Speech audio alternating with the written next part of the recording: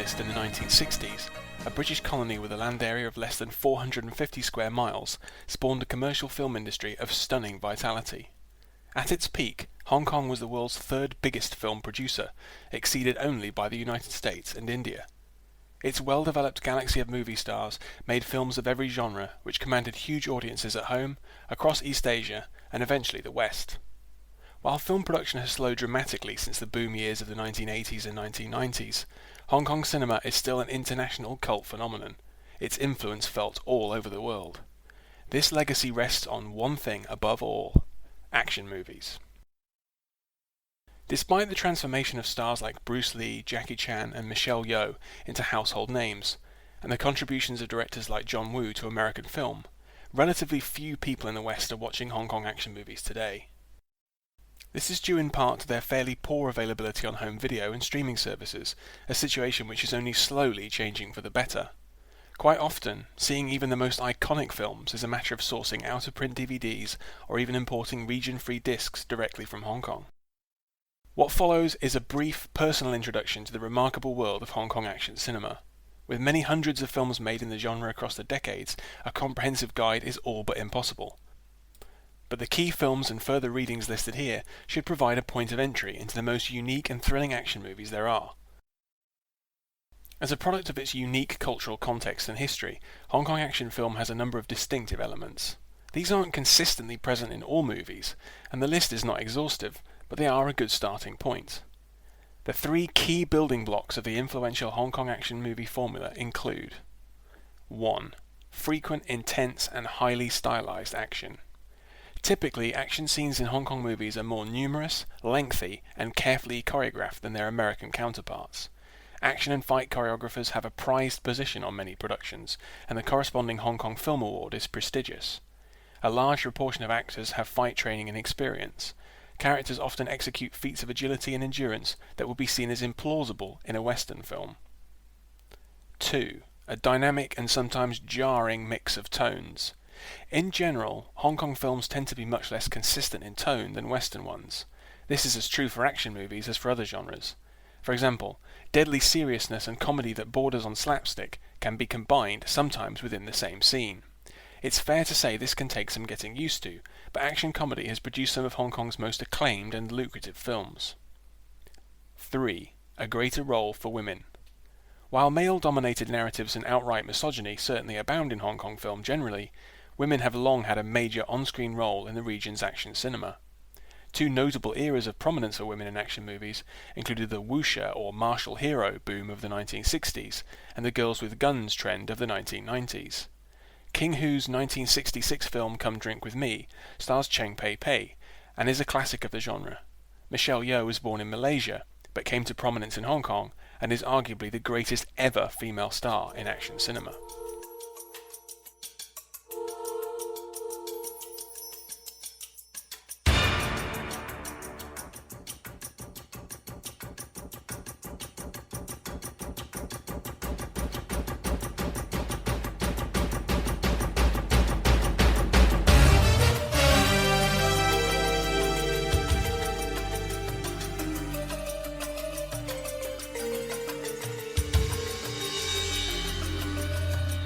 Hong Kong's distinctive film culture, and specifically its action cinema, are a product of its unique history. Films have been made in Hong Kong for over 100 years, with the first full-length production released in 1913. However, mainland China, and specifically Shanghai, dominated Chinese cinema for the whole of the first half of the 20th century. It was only after the emergence of the People's Republic of China in 1949 that Hong Kong came into its own. From the late 1950s, two studios struggled for control of the local film market: upstart Malaysia-based Cathay and the seasoned Shaw Brothers. The latter studio eventually achieved supremacy after 1964, when the death of Cathay's founder in a plane crash prompted a failed corporate reorganization. Armed with its own massive studio lot in Clearwater Bay and a near stranglehold on Hong Kong, Shaw Brothers proceeded to churn out many hundreds of films between the mid-1960s and the early 1980s. While Shaw Brothers invested in many genres, martial arts movies were its mainstay. Wuxia stories and martial arts are a key plank of Chinese culture generally, and in film had long been a crowd-pleasing favourite across Asia. In one notable example, actor Quan Tak-hing played iconic folk hero Wong Fei-hong in over 75 movies, including 25 in 1956 alone. From the 1960s, Shaw established a successful but highly rigid formula for its martial arts movies. Typically set-bound with no location shooting, they are often based on wuxia novels and set in the distant past. A huge range of stars, including David Chang, Cheng Pei-pei, Ti Lung, and Gordon Liu, were regular players. Key directors included Lau Kar-leung, King Hu, and the immensely prolific Chang Che. Ultimately, Shaw Brothers sowed the seeds of its own destruction. Their disgruntled head of production, Raymond Wong, broke away and founded rival studio Golden Harvest in 1970. It was Wong's dynamic new force which had the foresight to sign a deal with Bruce Lee and, after Lee's death, to make a star of Jackie Chan. The immense success of these stars could not be equalled by Shaw Brothers' increasingly archaic model, and the venerable studio all but folded in the early 1980s. That decade saw the beginning of the golden era for Hong Kong action. Jackie Chan graduated to director, and his action comedy hit Police Story in 1985 popularized stories set in present-day Hong Kong. Upstart mini-major studio Cinema City and producer-director Choi Hock eventually rescued John Woo, then working in comedy, by enabling him to make his dream project. A Better Tomorrow, released in 1986, fused the chivalrous bloodshed of Woo's mentor Chang Che with a contemporary crime tale and became an international smash. In the 1990s, film production in Hong Kong began to slow.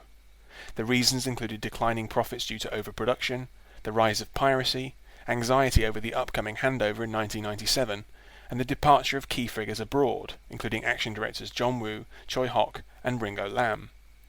Numerous classics of the genre were made in the 1990s, but the writing was on the wall.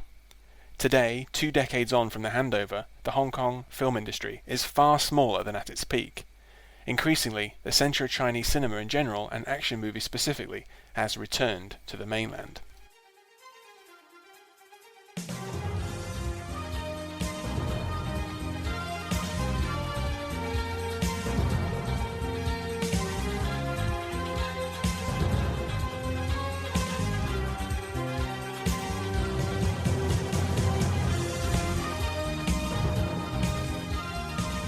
A dozen Hong Kong film fans would provide a dozen different lists of classic movies to get started with. All of my choices were released between 1966 and 1991, but numerous great films were released in the 1990s and since 2000, albeit at a slower rate than in the industry's glory days. Most of these 10 are fairly easy to get hold of, with a few even being available on Netflix. Number 1. Come Drink With Me from 1966, directed by King Hu. One of the essential Shaw Brothers classics, Come Drink With Me was directed by legendary perfectionist King Hu. Soon, the Taiwan-born director would leave the studio to pursue his grander artistic vision. Queen of Swords Cheng Pei-pei stars as Golden Swallow, a young warrior on a secret mission. A sequel followed in 1968. Number 2, The One-Armed Swordsman, released in 1967 and directed by Chang Che. At his peak, Chang made several movies a year for Shaw Brothers. With The One-Armed Swordsman, he set out his personal vision: bloody, highly masculine revenge stories with a strong emphasis on codes of brotherhood and honor. The film made a star of Jimmy Wang Yu and spawned numerous sequels and remakes. Number 3, Enter the Dragon, released in 1973, directed by Robert Klaus.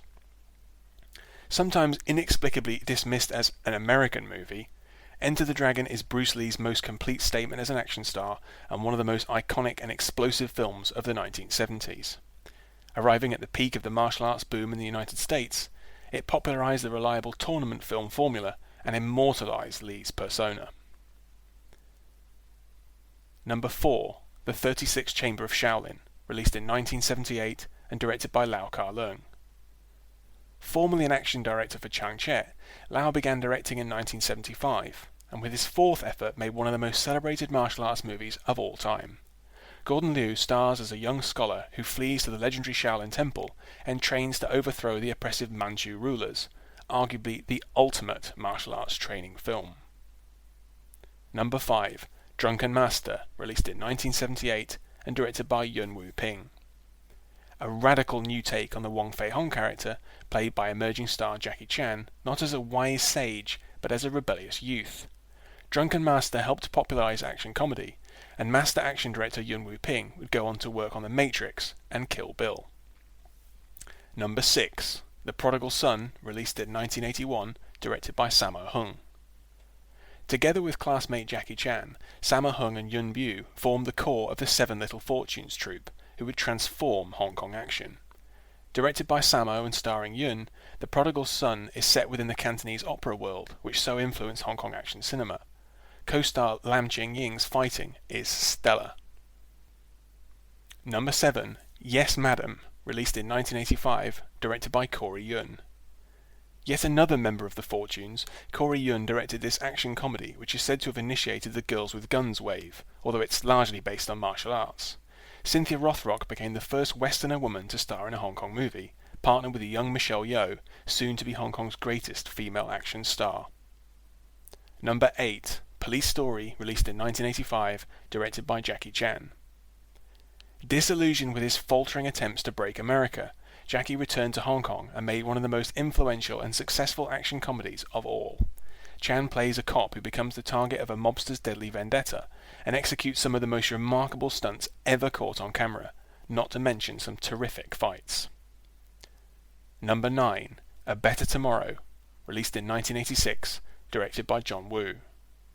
A loose remake of the 1967 film Story of a Discharged Prisoner, John Woo's A Better Tomorrow inaugurated a thrillingly new style of action.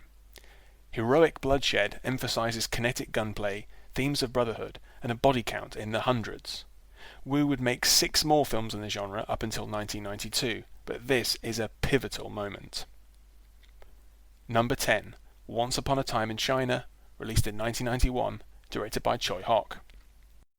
By casting Jet Li as yet another reimagined version of the iconic Wong Fei-hung, Choi Hock reinvigorated period martial arts cinema for the 1990s. Rosamund Kwan stars as 13th Aunt, while Yuen Bu appears as Wong student Leung Foon. The film would spawn 5 sequels. A good martial artist does not become tense, but ready. Not thinking, yet not dreaming. Ready for whatever may come. When the opponent expands, I contract. When he contracts, I expand. And when there is an opportunity, I do not hit. It hits all by itself. There's no shortage of fantastic Hong Kong action movies. Unfortunately, they do have a very significant availability problem, both on home video and streaming services. Today, there are few distributors seeking to release either older or new Hong Kong movies in the UK. This is in contrast with the peak of the DVD era in the early to mid-2000s, when labels like Hong Kong Legends released many films. Seeking out second-hand copies of these old discs remains a key way to see some of the classics of the genre. It's also possible to import DVDs and Blu-rays from Hong Kong via eBay and sites like Yes Asia, but this can be very costly.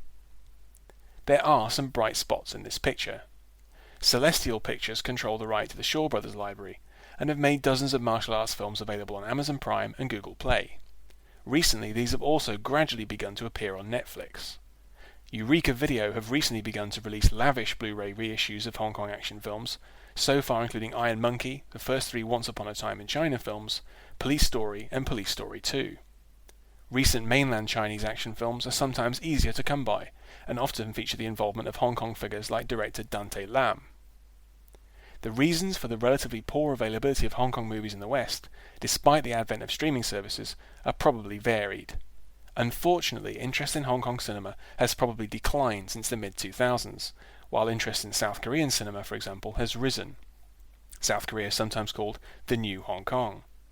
Some films also use music taken under dubious circumstances from other sources, including some key films by John Woo, which may be an impediment to their re-release.